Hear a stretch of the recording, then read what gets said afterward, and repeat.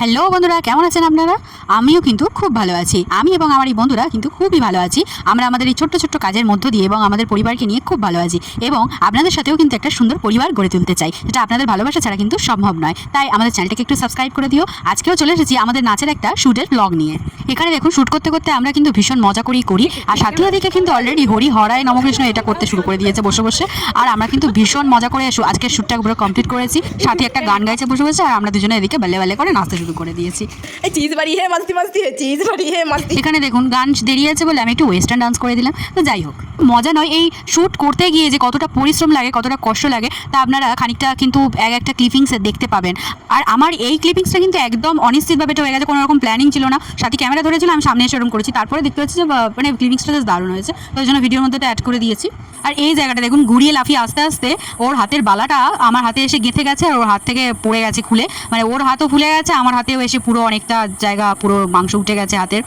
তো দেখুন এর হাতের অবস্থাটা দেখুন, দিশার আমারও হাতের লেগেছে, ওর থেকে একটু কম লেগেছে, ওর বেশি লেগেছে, ফুলে গেছে। বেচারির খুব কষ্ট হচ্ছিল।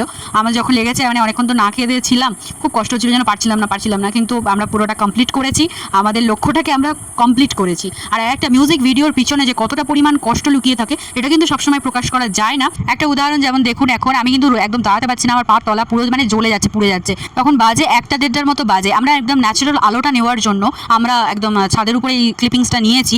বাট দেখতে যতটা সুন্দর লাগছে, ভেতরে কিন্তু আমাদের কষ্টটা কিন্তু ঠিক তত পরিমাণে বেশি। দেখুন আমি দাঁড়াতে পারছি না, ছুটে পালিয়েছি।